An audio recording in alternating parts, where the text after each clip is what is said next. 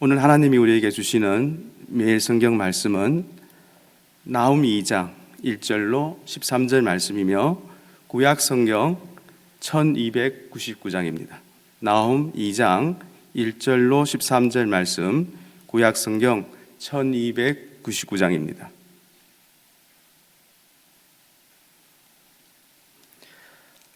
한 절씩 나누어 읽도록 하겠습니다. 제가 먼저 읽겠습니다. 파괴하는 자가 너를 치러 올라왔나니 너는 산성을 지키며 길을 파수하며 내 허리를 견고히 묶고 내 힘을 크게 굳게 할지어다. 여호와께서 야곱의 영광을 회복하시되 이스라엘의 영광 갖게 하시나니 이는 약탈자들이 약탈하였고 또 그들의 포도나무 가짓이 하였음이라. 그의 용사들의 방패는 붉고 그의 무사들의 옷도 붉으며 그 항오를 버리는 날에 병거의 쇠가 번쩍이고 도송나무 창이 요동하는도다. 그 병거는 미친 듯이 거리를 달리며 대로에서 이리저리 빨리 달리니 그 모양이 햇불 같고 빠르기만 번개 같도다. 그가 그의 존귀한 자들을 생각해내니 그들이 엎드러질 듯이 달려서 급히 성에 이르러 막을 것을 준비하도다. 하늘의 소문이 열리고 왕궁이 소멸되며 정한 대로 왕후가 벌거벗은 몸으로 끌려가니 그 모든 시녀들이 가슴을 치며 비둘기같이 슬피 우는도다. 니느웨는 예로부터 물이 모인 못 같으니 이제 모두 도망하니 서라 서라 하나 돌아보는 자가 없도다. 은을 노력하라, 금을 노력하라. 그 저축한 것이 무한하고 아름다운 기구가 풍부함이니라. 니느웨가 공허하였고 황폐하였도다. 주님이 낙담하여 그 무릎이 서로 부딪히며 모든 허리가 아프게 되며 모든 낯이 빛을 잃도다. 이제 사자의 굴이 어디냐? 젊은 사자가 먹을 곳이 어디냐? 전에는 수사자 암사자가 그 새끼 사자와 함께 거기서 다니되 그것을 두렵게 할 자가 없었으며 수사자가 그 새끼를 위하여 먹이를 충분히 짓고 그의 암사자들을 위하여 움켜 사냥한 것으로 그 굴을 채웠고 찢은 것으로 그 구멍을 채웠었도다. 만군의 여호와의 말씀에 내가 내 대적이 되어 내 병거들을 불살라 연기가 되게 하고 내 젊은 사자들을 칼로 멸할 것이며 내가 또 내 노력한 것을 땅에서 끊으리니. 함께 읽겠습니다. 내 파견자의 목소리가 다시는 들리지 아니하리라 하셨느니라. 아멘. 오늘 새벽 말씀 묵상의 주제는 니느웨를 치신 하나님은 이 모든 것을 계획하고 완벽하게 이루어 가십니다. 말씀의 서론과 배경 단락 구성입니다. 여호와께서 사용하시는 도구였던 아수르 제국은 하느님 안에 머무르는 것을 거절하고 스스로 결정권자가 되려고 했습니다. 아수르가 심판의 도구에서 심판의 대상이 된 것입니다. 아수르가 아무리 강할지라도 질투하시고 보복하시며 권능이 크신 여호와께서 아수르의 대적이 되셨기에 그들은 멸망의 운명을 피할 수가 없었습니다. 하나님이 계획하시고 명령한 파괴하는 자가 올라와서 니느웨를 파괴하고 폐허로 만들 것입니다. 이 땅의 역사를 주관하시고 경영하시는 여호와 하나님의 결정에 따라 올라온 침략군이기에 니느웨가 살아날 길은 없었습니다. 나홈서에서는 아수르 제국이 너무 사악하고 잔인하여 악의 전형인 것으로 묘사하고 있습니다. 아수르가 한 도시를 점령할 때엔 그들은 무자비했습니다. 그들은 아이의 발목을 잡고 곤봉처럼 휘두르다가 바위벽에 던졌습니다. 포로된 왕족들에게는 가장 높은 가격을 매기는 자에게 경매로 팔아넘기거나 고문한 후 처형을 했습니다. 나훔을 통해 선포된 말씀대로 니느웨는 주전 BC 612년에 메대와 바빌론의 연합군에 의해 멸망했습니다. 니느웨는 침략자들의 공격에 맞서 니느웨를 지키기 위해 안간힘을 쓰지만 마침내 무너지고 정복당하게 됩니다. 오늘 3, 4절 말씀이 침략자들이 공격하는 모습을 생생히 보여준다면 5절로 9절 말씀은 공격당하는 니느웨의 모습을 나타내고 있습니다.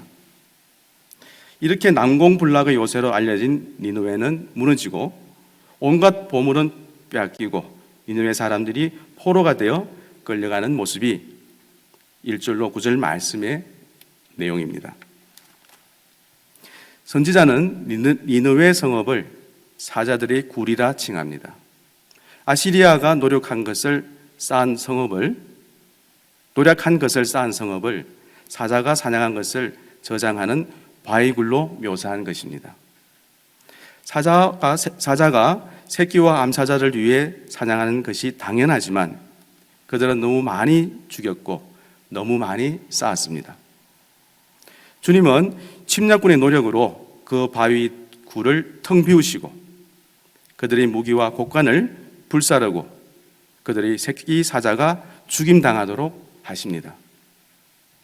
이것은 최고의 번영과 영광을 누리던 니느웨는 텅 비고 황폐한 곳이 됩니다. 그리고 젊은 사자처럼 두려운 것 없이 기고만장했던 니느웨 사람들은 절망과 공포에 벌벌 떨게 됩니다. 하나님은 이 모든 것을 계획하시고 이루어 가시는 것으로 오늘 말씀의 10절로 13절을 끝맺음하고 있습니다. 단락을 구분해 보겠습니다. 1절로 2절은 침략당하는 니느웨의 모습이며 1절 말씀은 니느웨를 공격하는 침략자를, 그리고 2절에서는 회복되는 야곱의 영광을 표현하고 있습니다. 3절로 13절은 니느웨의 종말의 모습이며 3절로 5절은 침략군의 공격 준비의 과정을, 그리고 6절로 8절은 니느웨의 함락, 그리고 9절로 10절은 니느웨의 약탈과 파괴, 그리고 11절로 12절 말씀은 한때 사자와 같았던 아수르를 표현하고 있습니다. 마지막 13절은 아수르의 대적이 되신 여호와 하나님의 선포의 말씀입니다. 이제 오늘 말씀의 본론입니다. 1절, 2절 말씀, 침략당하는 니느웨입니다. 쓸모없게 된 아수르를 무덤으로 내려보내기 위한 여호와의 계획이 이제 구체적으로 집행됩니다. 1절 말씀을 보면 예언자는 아수르 왕에게 침략자의 공격에 대비해 준비하도록 이렇게 권면합니다. 너는 산성을 지키며 길을 파수하며 내 허리를 견고히 묶고 내 힘을 크게 굳게 할지어다. 물론 조롱의 의미가 담긴 권면입니다. 어제 나눈 말씀 1장 4절로 5절의 침략자를 막아내기 위한 어떠한 대비책도 바다와 강을 말리시고 산과 언덕을 떨게 하시는 분의 공격을 막아낼 수는 없습니다. 2절 말씀은 야곱의 구원을 선포하는 문맥이 돌출적인 면은 있으나 현재 위치에서의 역할은 1장과 2장 말씀을 이어주는 것으로 해석됩니다. 약탈자들이 약탈한 가지가 잘린 포도나무 같이 된 야곱의 영광을 여호와 하나님께서 회복시켜 바로잡아 주십니다. 패배자의 굴욕적인 삶을 사는 야곱에게 다시금 승리자의 영예가 주어집니다. 1장 12절과 함께 읽으면 여호와의 심판으로 포도나무의 가지가 잘렸음을 알 수 있습니다. 1장 12절 말씀입니다. 여호와께서 이같이 말씀하시기를 그들이 비록 강하고 많을지라도 반드시 멸절을 당하리니 그가 없어지리라. 내가 전에는 너를 괴롭혔으나 다시는 너를 괴롭히지 아니할 것이라. 아멘. 2장 2절 말씀입니다. 여호와께서 야곱의 영광을 회복하시되 이스라엘의 영광 같게 하시나니 이는 약탈자들이 약탈하였고 또 그들의 포도나무 가지를 없이 하였음이라. 아멘. 3절로 13절 말씀은 니느웨의 종말입니다. 3절로 5절은 긴박하게 움직이는 군대의 모습을 기술하는데 성 밖에서 벌어지는 침략군의 공격 준비와 관련된 것인지 성 안에서 벌어지는 아수르 군대의 방어 준비와 관련된 것인지 분명하지는 않습니다. 두 가지 해석이 다 가능하지만 중무장한 막강한 군대의 모습은 방어군보다는 침략군이 더 잘 어울립니다.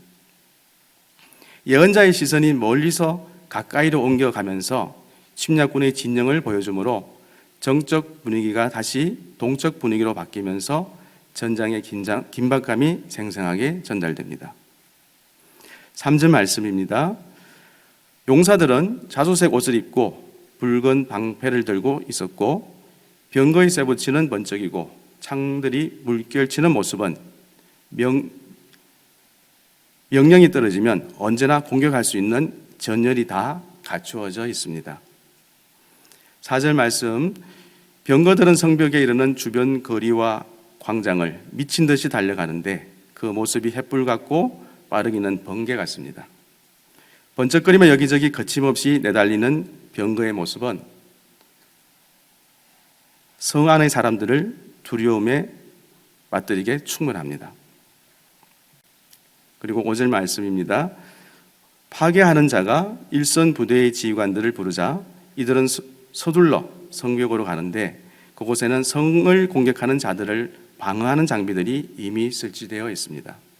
그리고 성을 공격하기 위한 모든 준비가 갖춰지고 일선 지휘관들도 성벽 주변에 자리를 잡았습니다. 마침내 공격 명령이 내려졌습니다. 엎드러질 듯이 달려서 비틀거리듯이 나아가서의 표현은 아마도 성벽 주변의 혼잡스러운 상황을 반영하는 모습입니다. 성벽을 중심으로 한 공격군과 방어군 사이의 전투에 관한 묘사는 생략되고 함락당한 성의 참혹한 운명에 초점을 맞추었습니다. 6절 말씀입니다. 강들의 수문이 열리고 왕궁이 소멸되며를 문자적으로 이해하면 수상 공격에 의한 니느웨의 멸망이 되지만 이러한 이해는 상상력의 산물일 뿐입니다. 비교적 높은 토대 위에 건설된 니느웨는 수상 공격이 가능하지 않았고 고고학적 발굴도 물에 의한 함락의 흔적이 발굴되지 않았기 때문입니다. 나훔은 2장, 3장에서 다양한 비유를 사용하므로 니느웨의 멸망을 다양하게 표현하고 있습니다. 수문이 열려 강물이 쏟아져 들어오듯이 공격군이 성문을 깨고 물밀듯이 들이닥칩니다. 범람하는 물을 막을 수 없는 것처럼 공격군을 다시 몰아내는 것은 불가능합니다. 7절 말씀, 성의 함락 다음에 주민들의 운명이 언급됩니다. 왕후가 벌거벗겨서 끌려가고 시녀들은 가슴을 치며 비둘기처럼 애처롭게 신음합니다. 특이하게도 왕에 관한 언급이 없고 개역개적 성경은 후반절의 그녀의 여종들에 근거해서 왕으로 옮겨졌지만 원문에는 단순히 그녀로 나옵니다. 벌거벗겨져 수치를 당하는 그녀는 니느웨를 가리키는 것으로 짐작해 볼 때 이 경우 그녀의 종들은 니느웨 주민들이 되는 것입니다. 이사야 47장 5절에서도 바벨론이 여러 왕국의 여주인으로 불리고 있습니다. 6절에서 성벽을 깨고 진격해 들어오는 침략군의 표상으로 사용된 그 물의 이미지가 8절에서는 성을 방어하는 자들의 도피를 묘사하는 데 사용됩니다. 니느웨는 그 물이 빠져나가는 물웅덩이 같다. 서라 서라 하고 소리치지만 돌아보는 자가 아무도 없다. 성벽이 깨지고 적들이 진입하자 저수지가 터져 물이 빠져나갈 때처럼 니느웨 사람들이 하나같이 앞만 보며 도망가는 모습을 묘사하고 있습니다. 이제 3절로 5절의 성의 포위 공격과 6절로 8절의 성의 점령의 다음 단계는 9절로 10절의 성의 약탈과 파괴입니다. 9절 말씀, 고대 세계에서 침략군은 그간의 수고를 약탈로 보상받았습니다. 결국은 노략질로 엄청난 부를 쌓았던 자가 노략질을 당하게 된 것입니다. 많은 나라와 민족에게 약탈하여 니느웨에 쌓아놓은 은과 금과 보물과 온갖 값진 기물이 새로운 약탈자의 손에 넘겨지는 모습을 보게 됩니다. 10절 말씀, 점령군의 약탈이 끝난 니느웨는 폐허가 되었습니다. 황폐, 폐허가 아수르 제국의 수도 니느웨의 표지, 즉 특징이 되었습니다. 니느웨의 멸망이라는 꿈에도 생각 못했던 현실 앞에 살아남은 자들은 공황 상태에 빠지게 됩니다. 심장은 녹아내리고 무릎은 후들거리고 허리는 덜덜 떨리고 얼굴은 하얗게 질리게 되었습니다. 이렇게 아수르는 자신들이 행한 대로 되갚음을 당했습니다. 11절, 12절 말씀은 사자의 이미지를 사용해 아수르 왕과 제국의 수도 니느웨를 조롱합니다. 메소포타미아에서의 왕은 동물의 왕인 사자에 비교합니다. 모든 아수르가 남긴 유물에는 사자를 제압하는 왕의 모습을 새긴 부조, 조각들로 발견되었습니다. 사자의 굴과 젊은 사자가 먹을 곳은 바로 니느웨를 가리킵니다. 아무런 위협도 받지 않고 들판을 다니며 먹이를 잡는 사자처럼 노략질로 니느웨를 보물창고로 만들던 아수르 왕의 위엄과 그 두려움의 권세가 어디로 사라졌습니까? 예전에 민족들 가운데서 약탈한 보물로 가득 찼던 그 민족들의 두려움의 대상이었던 니느웨와 이제 두려움에 사로잡혀 약탈당하는 9절, 10절의 니느웨가 대비되는 모습입니다. 11절의 문학적 양식은 죽은 자의 공덕을 가리는 만가에 해당하는데 예언자들은 자주 만가의 양식을 활용해서 고발하거나 심판을 선언했습니다. 살아있는 자를 향하여 죽은 자를 위한 만가를 부르는 것이기에 처음부터 조롱의 의미가 포함되고 다른 한편으로는 죽음이 확정적임을 극단적으로 보여주고 있습니다. 마지막 13절은 니느웨의 실질적 대적이 누구인지 분명하게 알려줍니다. 여호와께서 니느웨의 병거를 불살라 연기가 되게 하시고 칼이 그의 젊은 사자들을 삼키게 하십니다. 또한 여호와께서 니느웨의 먹이를 땅에서 끊으시고 다시는 그 전령들의 목소리가 들리지 않게 하십니다. 1절 말씀에 니느웨를 치러 올라온 파괴하는 자의 신분이 여호와로 드러납니다. 질투하시며 보복하시는 여호와께서 진노하시기에 니느웨에게는 황폐, 폐허 외의 다른 선택지가 있을 수 없습니다. 아수르의 군대가 1장 12절 말씀처럼 비록 강하고 많을지라도 반드시 멸절을 당하리니 아수르가 다시는 민족들을 노략질하지 못하고 그의 사신들의 종속국에 가서 그 소리를 높여 위협하는 일도 없을 것입니다. 마지막 13절 하반부에 병거들과 나란히 나오는 젊은 사자들은 고대 근동을 두려움과 혼란에 빠뜨렸던 아수르의 전사들을 뜻하고 있습니다. 오늘 말씀의 결론을 요나서와 나홈서를 5가지 특징으로 연결해서 묵상하도록 정리해 보겠습니다. 이렇게 하면 요나와 나홈이 대비를 이루고 또 서로를 보완하여 하나님의 사랑과 공의를 균형 있게 드러내기 때문입니다. 첫 번째 특징은 니느웨입니다. 요나 선지자와 나홈 선지자는 모두 니느웨에 대한 메시지를 전합니다. 니느웨는 아수르의 수도인데 아수르는 어떤 나라입니까? 이스라엘의 원수입니다. 요나의 조국 이스라엘을 멸망시킨 나라이고 나홈의 조국 남유다를 멸망 직전까지 몰고 갔던 나라입니다. 아수르의 부흥은 이스라엘의 속박을 뜻하고 아수르의 몰락은 이스라엘의 자유를 뜻합니다.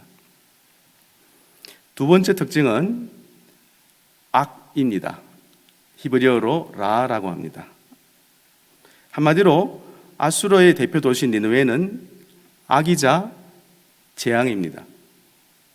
원어로는 라인데 요나스를 시작하는 악독, 나움스를 끝마치는 단어 행패가 바로 라입니다.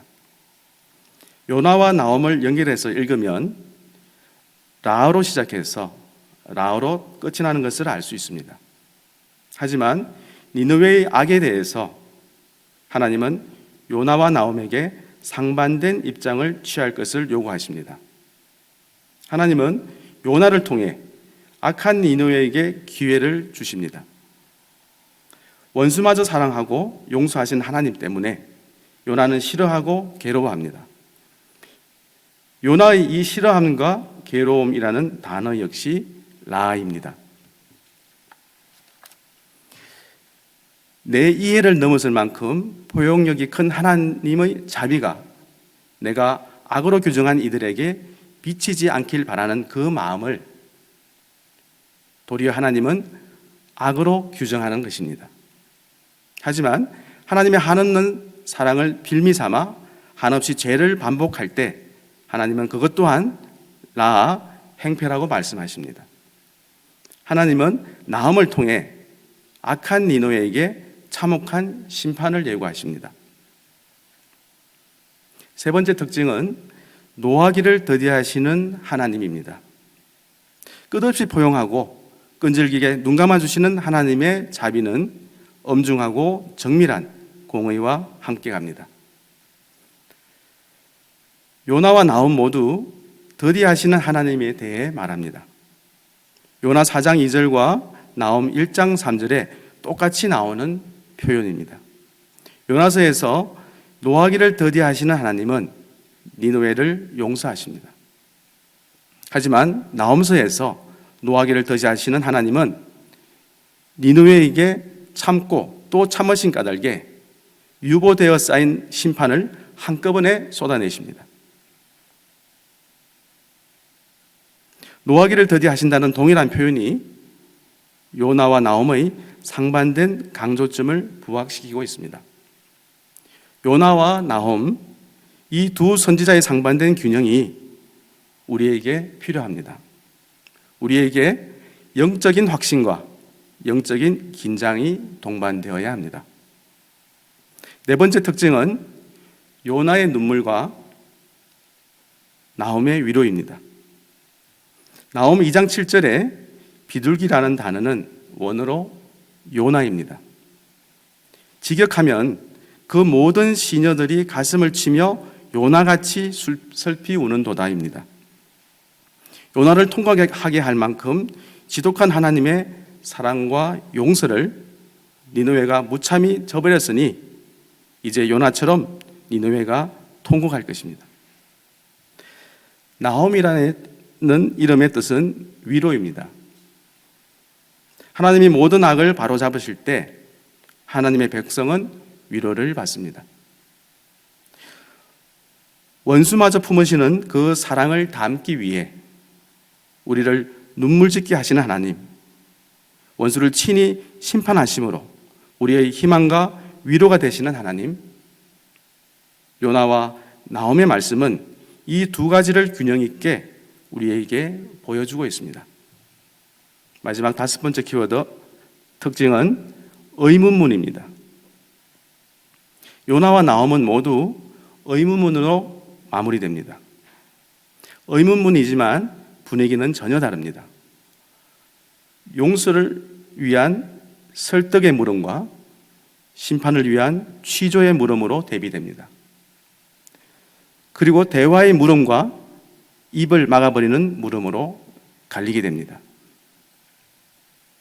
요나서와 나홈서를 묵상할 때 니느웨를 나를 힘들게 하는 악인으로 두고 적용할 수 있겠지만 나 자신을 니느웨의 자리에 놓고 하나님의 질문 앞에 서는 것도 필요할 것입니다.